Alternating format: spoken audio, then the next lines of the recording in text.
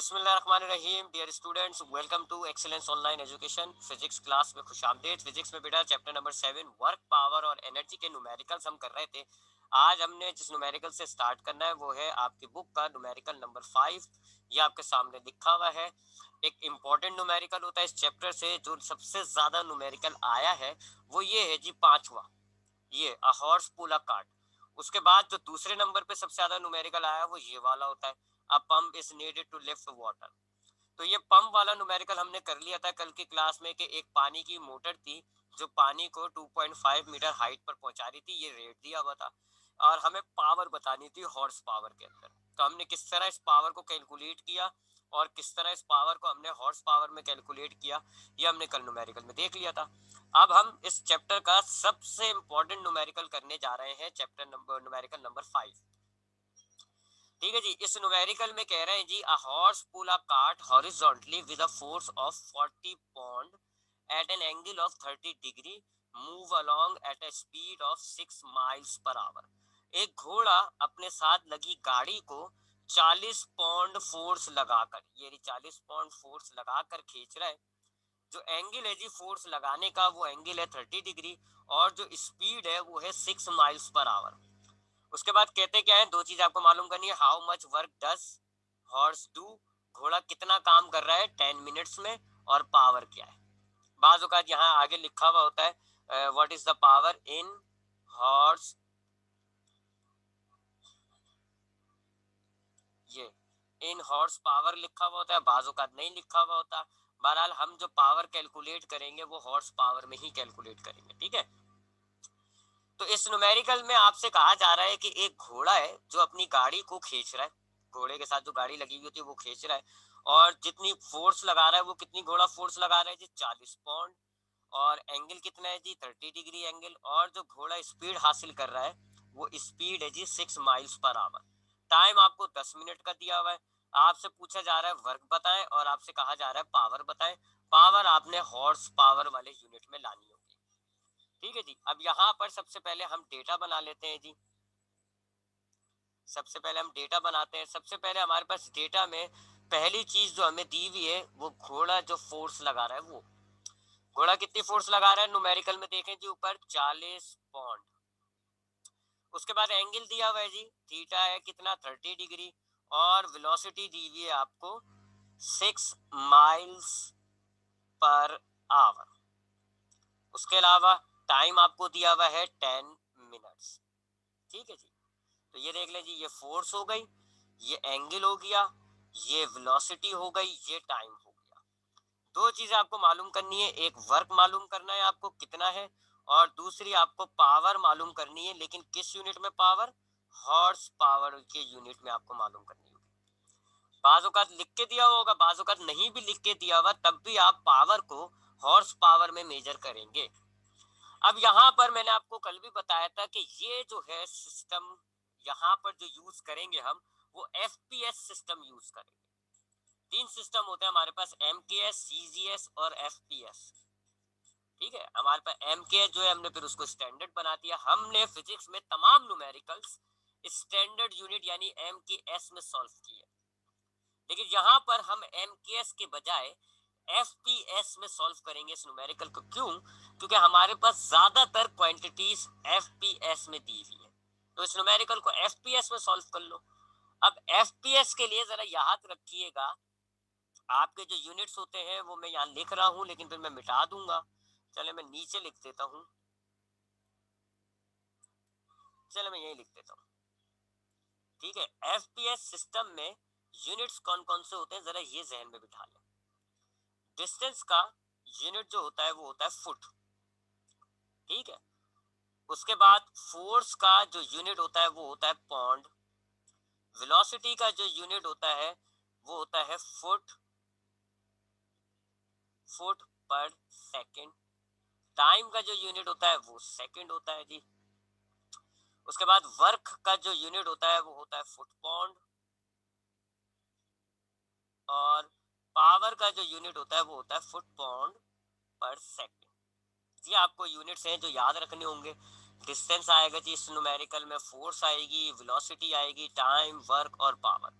तो अगर आप फोर्स, ये आपके स्टैंडर्ड यूनिट है, इसको आप एफपीएस में सॉल्व करेंगे तो आपको ये यूनिट्स चाहिए होंगे। ठीक, तो अब हम इसको सॉल्व करने के लिए सबसे पहले हम कन्वर्जन करेंगे, कन्वर्जन करेंगे जी। अच्छा जी, अब हमारे पास जो जो फिजिकल क्वांटिटीज है चेक कर लेते हैं जी। हमारे पास पहली फिजिकल क्वांटिटी फोर्स पॉन्ड के अंदर दी हुई है, एफपीएस के अंदर फोर्स पॉन्ड में होती है, यानी ये यूनिट हमारा सही है। एंगल का यूनिट जो है वो डिग्री होता है, ठीक है जी। वेलोसिटी का यूनिट माइल्स पर आवर में है, हमें किस में चाहिए वेलोसिटी, फुट पर सेकंड में, तो यहाँ हमें कन्वर्जन करनी पड़ेगी। तो हम वेलोसिटी को कन्वर्ट करते हैं जी।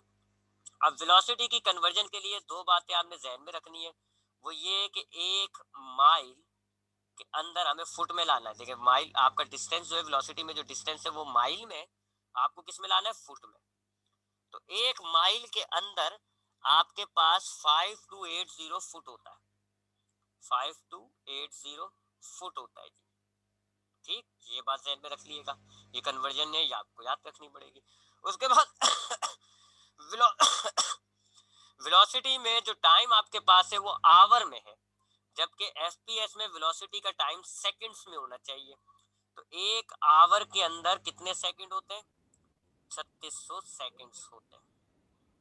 ठीक है जी, तो ये दो कन्वर्जन हो गई। अब हम इसको कन्वर्ट करते हैं। हमारे पास वेलोसिटी है 6। सबसे पहले माइल्स को फुट में ले जाने के लिए आप क्या करेंगे, ये देखें जी, माइल्स को फुट में ले जाने के लिए 5280 से मल्टीप्लाई करेंगे। 5280 से आपने मल्टीप्लाई किया। उसके बाद आवर्स में है हमारे पास वेलोसिटी में टाइम आवर में, हमें इसको सेकंड में लेके जाना है, तो आवर से सेकंड में ले जाने के लिए 3600 है। क्योंकि आवर डिवाइड में है लिहाजा हम डिवाइड करेंगे। तो ये जरा ध्यान में रख लीजिएगा, ये इसकी कन्वर्जन बन रही है। वेलोसिटी माइल्स पर आवर में है, हमें वेलोसिटी चाहिए फुट पर सेकंड्स के अंदर। तो हमने क्या करा, जो वेलोसिटी है उसको 5280 से मल्टीप्लाई कर दिया और 3600 से डिवाइड कर दिया। अब हम कैलकुलेटर से इसको करते हैं जी। 5280 को हम मल्टीप्लाई कर रहे हैं 6 से, और फिर हमने डिवाइड किया 3600, 8.8। तो हमारे पास वेलोसिटी आ गई 8.8। अब यह आ गया फुट पर सेकंड के अंदर वेलोसिटी। ठीक, तो ये दो कन्वर्जन ज़हन में भी डालें। तो आपने वेलोसिटी को माइल्स पर आवर में थी, आपने उसको किस में लेकर आना है, फुट पर सेकंड में। क्या करा आपने, 5280 से मल्टीप्लाई और 3600 से डिवाइड, ये आपकी वेलोसिटी फुट पर सेकंड में आ गई, वेलोसिटी आपकी सही हो गई। टाइम की कन्वर्जन करते हैं जी। टाइम हमारे पास 10 मिनट्स में है, मिनट से सेकंड में ले जाने के लिए आप 60 से मल्टीप्लाई करते हैं, टाइम आपके पास हो गया 600 सेकंड। तो आपकी वेलोसिटी और टाइम दोनों सही यूनिट में आ गए, कन्वर्जन आपकी हो गई। अब आपके पास फोर्स कितनी है, 40 पॉन्ड, एंगल कितना है 30 डिग्री, वेलोसिटी कितनी है 8.8 फुट पर सेकंड, टाइम कितना है 600 सेकंड। तमाम क्वांटिटीज, चारों क्वांटिटीज आपकी एफपीएस के अंदर आ गई। ये हमारे पास वेलोसिटी हो गई और ये हमारे पास टाइम हो गया। तो चारों क्वांटिटी हमारी किस यूनिट में आ गई, एफपीएस। तो ये एक बस मुश्किल चीज है, ये एक थोड़ी सी मुश्किल चीज है जो आपको याद रखनी होगी। आपने वेलोसिटी को कन्वर्ट किया फुट पर सेकंड में, टाइम को कन्वर्ट किया सेकंड्स के अंदर। अब हम सॉल्व करते हैं जी इसको। अब हम इसको सोल्यूशन पे लाते हैं। ठीक है जी, सबसे पहले हादिया ने कल कहा कि जी सर डिस्टेंस वाला फॉर्मूला क्यों नहीं लगा लेते। मैंने आपको कल वो पावर वाला फॉर्मूला लगा के दिखाया था, आज हम डिस्टेंस वाला फॉर्मूला लगाते हैं। ठीक है, वर्क का फॉर्मूला क्या होता है, F is equal to force F S या एफ डी कॉस थीटा, ये फॉर्मूला होता है ना वर्क का। फोर्स हमारे पास है जी कितनी, 40 पॉइंट, डिस्टेंस हमारे पास नहीं है, कॉस थीटा हमारे पास मौजूद है। तो सबसे पहले हम डिस्टेंस निकालेंगे। इस फॉर्मूले को लगाने के लिए आपको क्या चाहिए, डिस्टेंस। डिस्टेंस आप निकाल लें जी इस फॉर्मूले से, S is equal to V T, क्योंकि यहाँ वेलोसिटी एक जैसी है, यूनिफॉर्म है, कोई इनिशियल फाइनल नहीं है, लिहाजा आप ये वाला फॉर्मूला लगा लें। ये एस लिखा हुआ है मैंने, इसको आप डिस्टेंस ही है जी एस, आप पता है डिस्टेंस आप एस से भी डिनोट कर देते हैं, डी से भी, तो कोई फर्क नहीं पड़ता। वेलोसिटी हमारे पास कितनी है जी 8.8 मल्टीप्लाई बाय टाइम हमारे पास कितना है 600 सेकेंड्स। डिस्टेंस हमारे पास आ गया जी, इन दोनों का मल्टीप्लाई करते हैं, 8.8 मल्टीप्लाई बाय 600, ये आ गया जी 5280। 5280 यूनिट का ख्याल रखेंगे। डिस्टेंस का यूनिट क्या होता है, एफटी यानी फुट। डिस्टेंस आ गया। अब आप वर्क का फॉर्मूला लगा सकते हैं जी। वर्क का फॉर्मूला क्या है, W is equal to F S cos theta. Force आपके पास 40 पाउंड, डिस्टेंस आपने निकाला है 5280, कॉस थीटा आपके पास कितना है 30। 40 मल्टीप्लाई बाय 5280 कॉस 30 निकालते हैं जी। सर 0.866 0.866। 866। अब हम इन तीनों वैल्यूज को मल्टीप्लाई कर देंगे जी। 40 मल्टीप्लाई बाय 5280 मल्टीप्लाई बाय 0.866, ये आ रहा है 182,899.2। ठीक है, ये वर्क आ गया। वर्क का यूनिट क्या होता है एफपीएस के अंदर, फुट पाउंड, तो ये हमने लिख दिया फुट पाउंड, ये वर्क आ गया। ठीक, तो हमने कल पावर वाले फॉर्मूले से निकाला था, आज हमने डिस्टेंस वाले फॉर्मूले से निकाल दिया। दोनों तरीके सही हैं आपके लिए, आपकी जो मर्जी आप जो अपनाए। अगर आप पावर वाला फॉर्मूला लगाएंगे तो पहले आपको पावर निकालनी होगी, फिर आप वर्क निकालेंगे। ठीक है, अब हमारे पास वर्क हो गया जी, अब हम पावर निकालते हैं। पावर का फॉर्मूला जो हम यहाँ यूज करेंगे वो आपकी मर्जी है, आप वर्क अपॉन टाइम वाला भी यूज कर सकते हैं, क्योंकि वर्क आपके पास आ चुका है अब और टाइम आपके पास मौजूद है। आप चाहें तो आप power is equal to F V cos theta वाला भी यूज कर सकते हैं, क्योंकि फोर्स आपके पास है, वेलोसिटी भी आपके पास है, कॉस थीटा भी आपके पास मौजूद है। तो कल मैंने आपको इस वाले फॉर्मूले से निकाल के दिखाया था, आज मैं आपको इस वाले फॉर्मूले से निकाल के दिखाता हूँ। वर्क आपके पास कितना है जी, 182,899.2 डिवाइडेड। सर अगर हम ऐसा करते हैं कि इन दोनों का निकाल के और करके जो आंसर लिखें तो बोर्ड नहीं वालों नहीं से अच्छा नहीं, नहीं समझेंगे। एक तरीका नहीं, वो कोई अच्छा नहीं मानेगा। एक तरीका फॉलो करो, इतना टाइम भी नहीं होता मेरे बच्चे, एक न्यूमेरिकल को 2 दफा करने वाला टाइम थोड़ी है। सही सही सही। ठीक है, अब टाइम हम डालेंगे 600 सेकेंड। ठीक है, आप इन दोनों वैल्यूज को डिवाइड करें, पावर आपके पास आ जाएगी। इन दोनों वैल्यूज को हम डिवाइड करते हैं जी। 304.832 ये पावर आ रही है, लेकिन पावर का यूनिट क्या होता है देखें, फुट पौंड पर सेकेंड। तो आपके पास पावर तो आ गई, लेकिन फुट पौंड पर सेकेंड में आ गई। अब आपको पावर को लेकर जाना है, ये आपके पास पावर है 304.832, इसको हॉर्स पावर में कन्वर्ट करना है। तो अब याद रख लें जी, ये तीसरा यूनिट कन्वर्जन। एक हॉर्स पावर के अंदर 550 फुट पौंड पर सेकेंड होता है। तो 550 फैक्टर है, आप उससे डिवाइड कर दें, 550 से आप डिवाइड कर दें, तो अब आपके पास पावर जो है वो हॉर्स पावर में आ जाएगी। 304.832 डिवाइडेड बाय 550, 0.554, ये आपकी हॉर्स पावर में आ गई पावर। दोनों आंसर आ गए। तो कल मैंने आपको जो तरीका बताया था, आज मैंने आपको जो तरीका बताया था, मैंने दो अलग अलग तरीके से निकाला है। आज के तरीके में हमने क्या किया, सबसे पहले ये चीज तो सब में कॉमन है, आपने वेलोसिटी को कन्वर्ट करना है, फुट पर सेकंड में लाना है, टाइम को कन्वर्ट करना है, सेकंड्स में लाना है।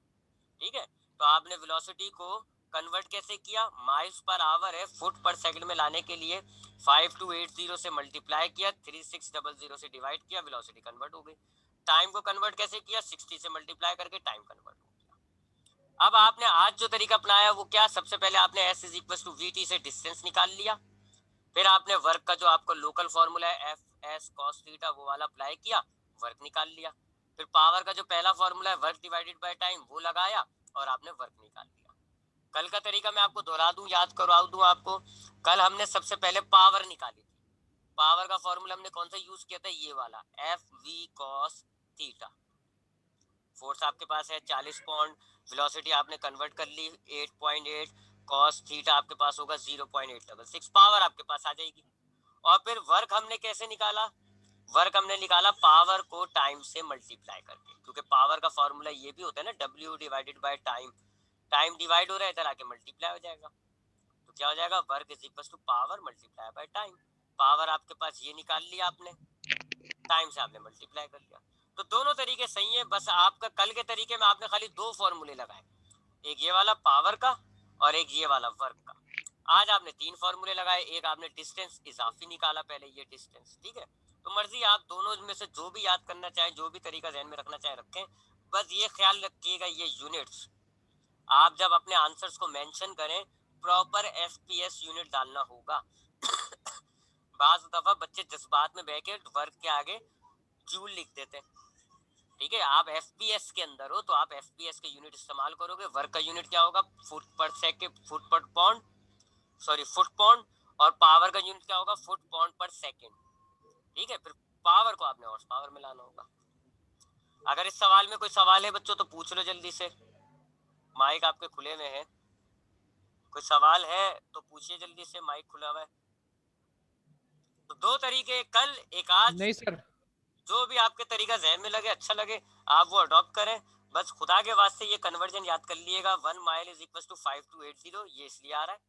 1 आवर सेकंड्स में लाना है तो इसलिए 3600 आ रहा है। और आखिर में हॉर्स पावर, जब आपके पास पावर आएगी वो आएगी फुट पाउंड पर सेकंड में, उसको आपने हॉर्स पावर में लाना होगा, तो आपने क्या करा 550 से डिवाइड, ठीक है।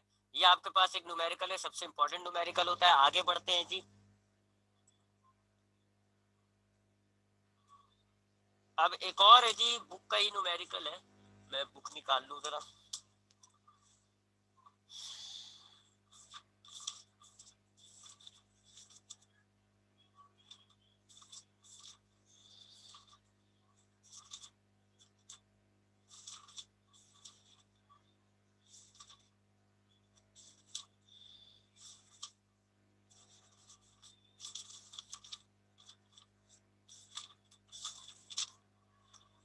अच्छा जी, अब हम एक और बुक का न्यूमेरिकल कर रहे हैं, बिल्कुल लास्ट न्यूमेरिकल है, काफी बड़ा सा लिखा हुआ है और है बड़ा छोटा सा, सिंपल सा न्यूमेरिकल है। बुक में ये न्यूमेरिकल है जी आपका क्वेश्चन नंबर 8।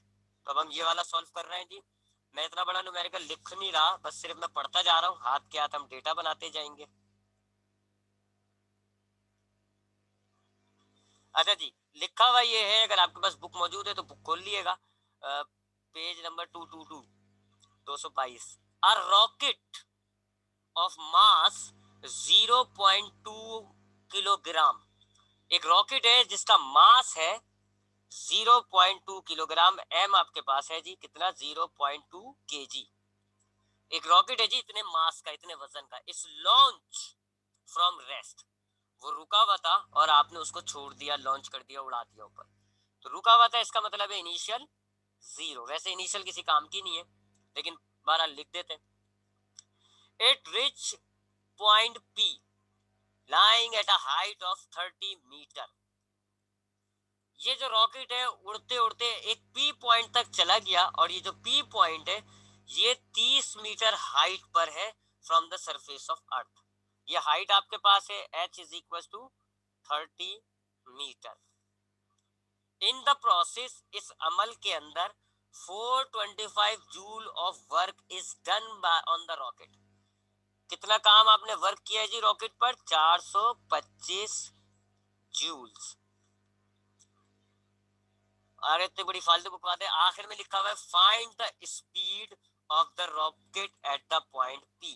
पी पॉइंट पर जो रॉकेट की स्पीड है वो आपको मालूम करनी है। तो देखिए ये कहानी कुछ ऐसी है कि ये आपके पास रॉकेट है जी, जमीन पर था ये रॉकेट, रुका हुआ था, क्या ना लिखा हुआ है लॉन्च फ्रॉम रेस्ट बोला हुआ है।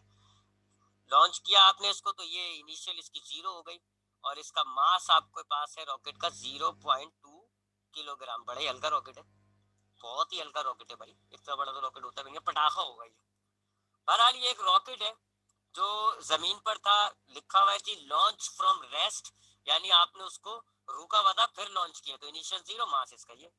अब जब आप रॉकेट को फायर करते हो तो रॉकेट ऐसे स्ट्रेट जाता है जी ऊपर, ये ऊपर उड़ने लग गया और यहाँ पी पॉइंट पर आ गया।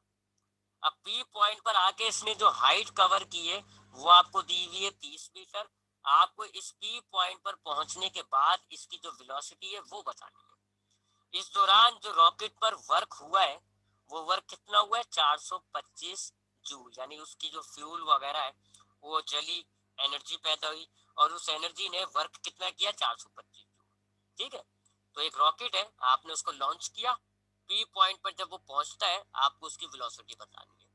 पी पॉइंट तक पहुंचते पहुंचते उसने 425 जूल का वर्क किया है और उसकी हाइट जो है वो 30 मीटर है। ये डेटा हो गया जी। यूनिट हमें कन्वर्ट करने की जरूरत नहीं है, यूनिट्स हमारे पास बिल्कुल सही है।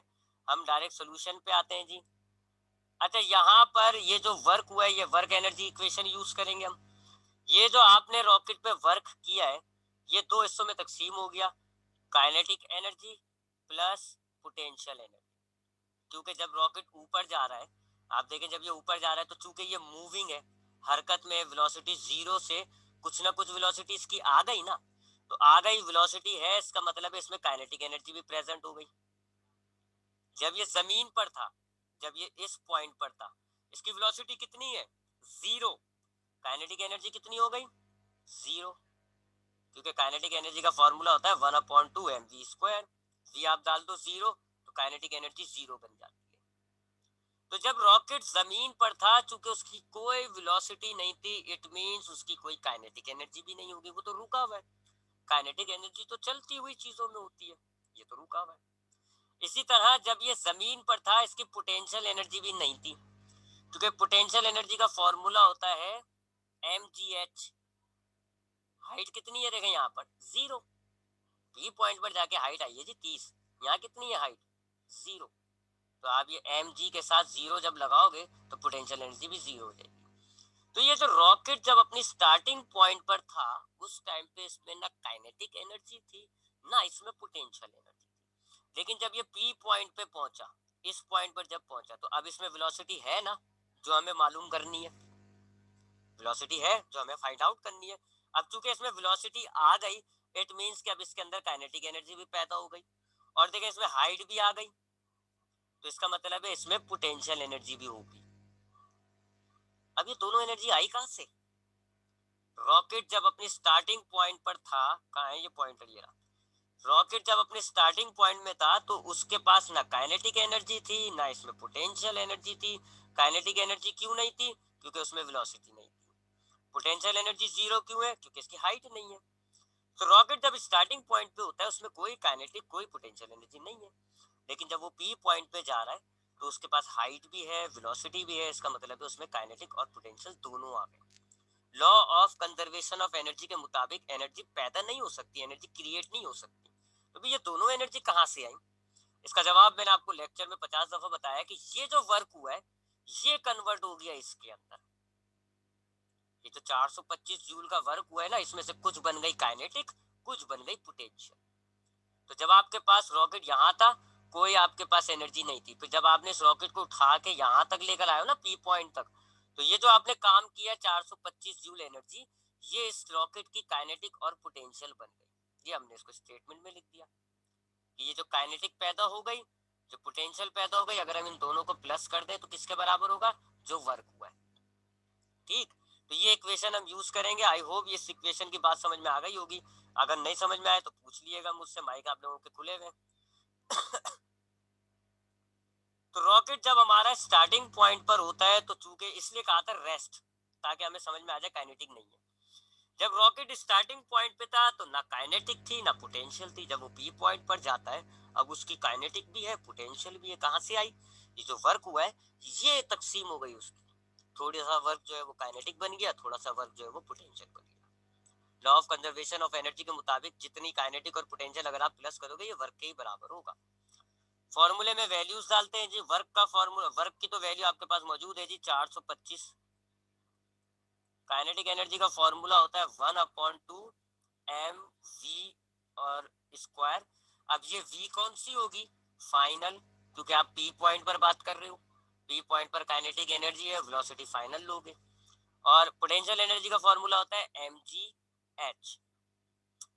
वैल्यूज डालते हैं जी, 425 इज इक्वल टू 1/2 मास कितना है आपके पास, मल्टीप्लाई बाय 0.2, ये VF आपको मालूम करनी है इसलिए इसको ऐसे लिखेंगे, प्लस M कितना है 0.2, G की वैल्यू कितनी है 9.8, और हाइट कितनी है, हाइट देखे कितनी है 30। ठीक है, तो ये पोटेंशियल एनर्जी हो गई, ये काइनेटिक एनर्जी हो गई, ब्रैकेट में डालते हैं। ठीक है, M की जगह आपने ये जो काइनेटिक में M है इसकी जगह ये वैल्यू आ गई, यहाँ पर M की जगह ये वैल्यू आ गई, G की जगह ये वैल्यू आ गई, H की जगह ये वैल्यू आ गई। 425 इज इक्वल टू, इन दोनों का आप डिवाइड करें 2 1 2, और ये जब आप काटेंगे तो 0.1 आ जाएगा, तो यहाँ बचा 0.1 VF स्क्वायर। इन तमाम वैल्यूज को प्लस मल्टीप्लाई करें जरा, मैं भी कर लेता हूँ। 0.2 मल्टीप्लाई बाय 9.8 मल्टीप्लाई बाय 30, ये आता है 58.8। 58.8, इन तमाम वैल्यूज को मल्टीप्लाई किया, ये आ गया। ये प्लस का है, इसको इधर लेकर जाए 425 के पास, माइनस का हो गया, इधर क्या बचा 0.1 VF स्क्वायर। 425 में से ये वैल्यू निकाल दें आप, 425 में से माइनस कर दें पोटेंशियल एनर्जी कितनी 58.8, 366.2, 366.2 is equal to 0.1 VF square. अब ये 0.1 मल्टीप्लाई हो रहा है, इसको आप 36 के पास लेकर जाएंगे इसके पास, तो ये डिवाइड हो जाएगा, इधर बचा VF स्क्वायर। तो 366 को आप डिवाइड कर दें 0.1 से, ये आएगा 3662 is equal to VF square. बस अब आखिरी चीज स्क्वायर रूट निकाल लें, यहाँ पावर कट जाएगी, VF इज इक्वल टू, और 3662 का स्क्वायर रूट आप निकालें 60.5 मीटर पर सेकंड, ये उसकी रॉकेट की फाइनल वेलोसिटी आ गई। तो मुश्किल न्यूमेरिकल नहीं था, आसान न्यूमेरिकल था, बस उसकी लॉजिक आपको पता होनी चाहिए। एक रॉकेट जो शुरू में रुका हुआ था, जमीन पर था, तो ना हाइट ना वेलोसिटी, कोई काइनेटिक कोई पोटेंशियल नहीं। जब वो पी पॉइंट पर पहुंच गया तो उसमें काइनेटिक भी आ गई, पोटेंशियल भी आ गई, ये उसका फॉर्मूला है। वैल्यूज डाल दी, सॉल्व किया। कोई सवाल है बच्चों तो पूछे। यहाँ आपके इस चैप्टर के न्यूमेरिकल्स खत्म हो जाते हैं, और इस चैप्टर के अब मेरे जहन में तो कोई इतना खास एज सच न्यूमेरिकल नहीं है। 2-4 न्यूमेरिकल्स हैं, वो मैंने आपके असाइनमेंट के लिए रोके हैं, वो 2-4 न्यूमेरिकल्स मैं आपको असाइनमेंट दूंगा, तो उसमें आप देख लीजिएगा, थोड़ी सी डिफरेंट स्ट्रेटजी होगी, लेकिन कोई इतनी मुश्किल नहीं होगी, फॉर्मूला आपके सामने मौजूद है। तो यहाँ हमारा ये चैप्टर खत्म हो जाएगा। इस चैप्टर में हमने डेरिवेशंस भी देख ली, सवालात भी देख लिए, टॉपिक भी देख लिए, न्यूमेरिकल्स भी देख लिया। अब आपको इसका अनकरीब मैं इसका असाइनमेंट दूंगा, और उस असाइनमेंट के अंदर जो न्यूमेरिकल्स होंगे आप जितने ट्राई कर सकते हैं, जितने कर सकते हैं करें, जो नहीं होंगे मुझे आप बताइएगा, फिर मैं आपको आंसर की सेंड करूंगा, देखेंगे आपके खुद समझ में आ जाएगा, क्योंकि इसके न्यूमेरिकल मुश्किल नहीं है।